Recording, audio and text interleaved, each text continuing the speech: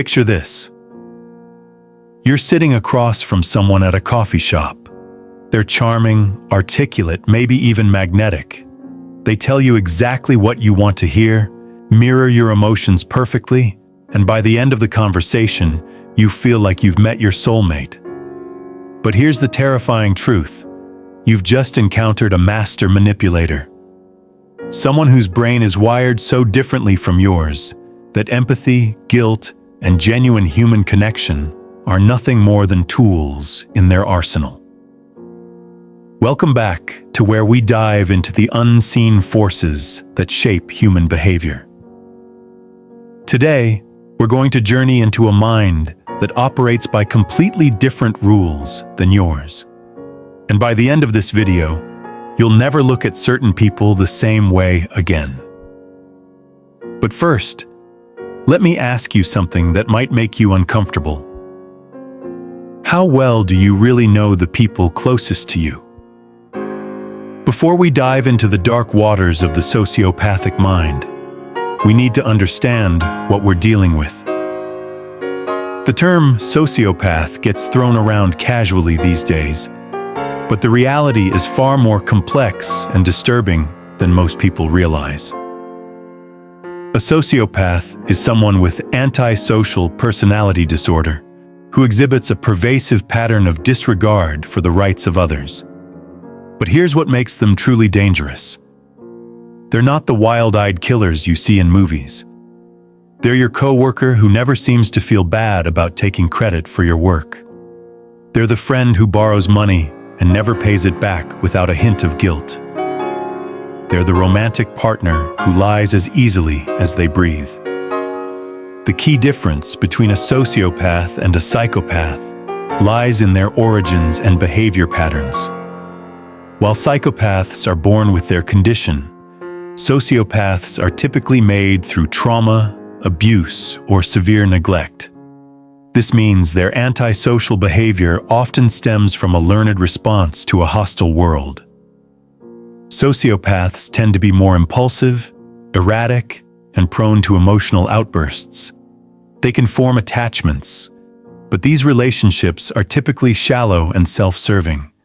They're the chameleons of the human world, adapting their personality to whatever serves their immediate needs.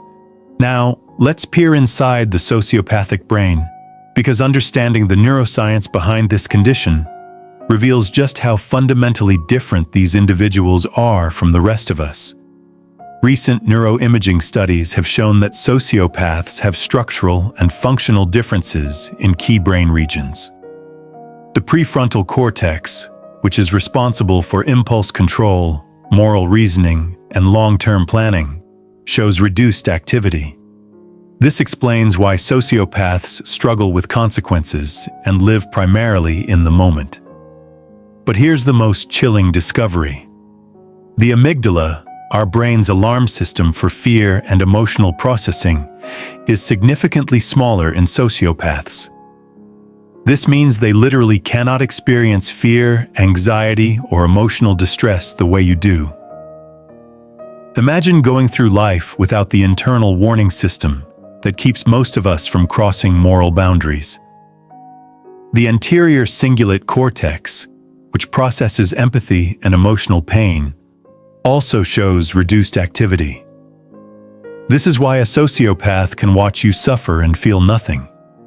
Not because they choose not to care, but because their brain is physically incapable of generating that emotional response. This neurological difference creates what researchers call emotional poverty. They understand emotions intellectually. They know that crying means sadness, that raised voices indicate anger, but they don't feel these emotions themselves.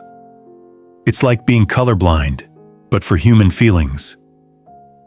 This brings us to perhaps the most terrifying aspect of sociopathy: the mask. Sociopaths are master actors, and their stage is everyday life. They've learned to mimic normal human emotions and responses so convincingly that they can fool trained professionals. They study people the way scientists study specimens. They learn that when someone is sad, you're supposed to offer comfort. When someone shares good news, you're supposed to show excitement. They memorize these social scripts and perform them flawlessly, but there's no genuine emotion behind the performance.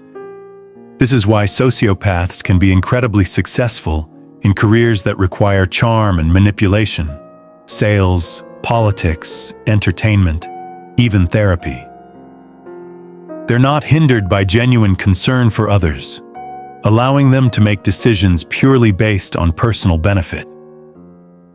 The mask serves another crucial purpose. It protects them from detection. A sociopath who appears normal can move through society undetected, leaving a trail of damaged relationships and broken trust in their wake, while their victims often blame themselves for the dysfunction. Now let me tell you about one of the most infamous sociopaths in history, whose story perfectly illustrates everything we've discussed so far. His name was Theodore Robert Bundy, but the world knew him as Ted Bundy. In the 1970s, if you were a young woman and you met Ted Bundy, you would have been charmed.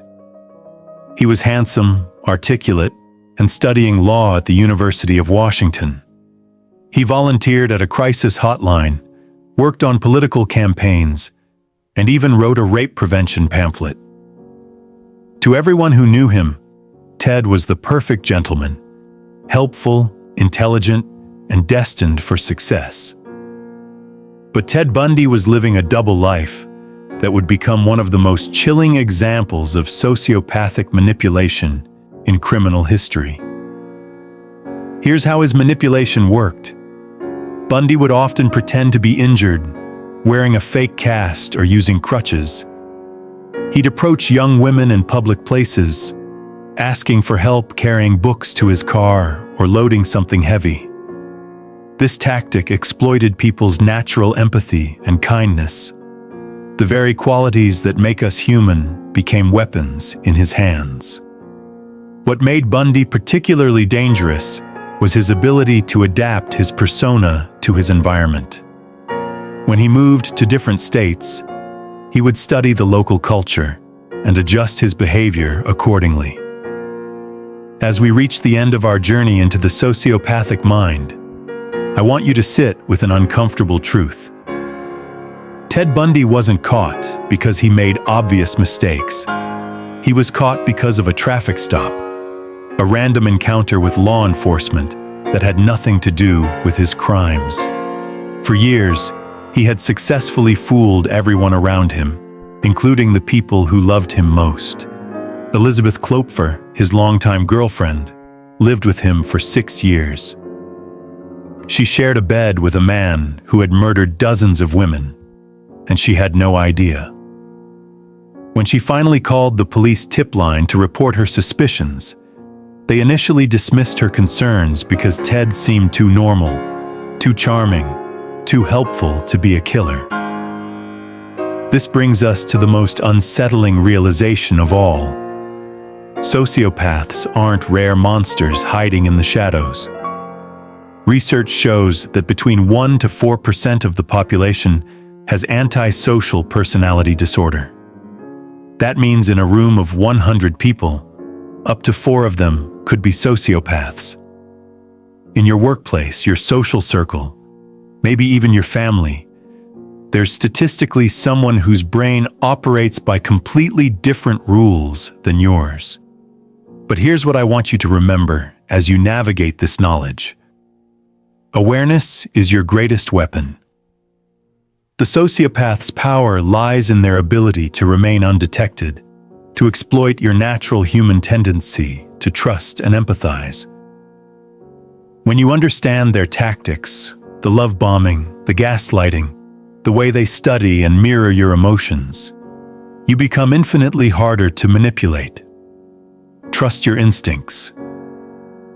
If something feels off about someone, if their charm seems too perfect, if their stories don't quite add up, pay attention to that feeling.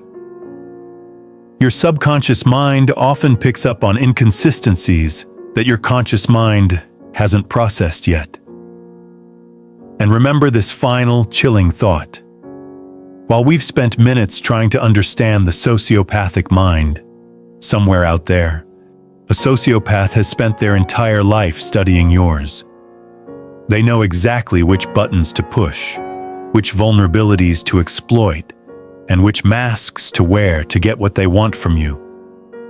The question isn't whether you'll encounter a sociopath in your lifetime. Statistics suggest you already have. The real question is, will you recognize them when you do?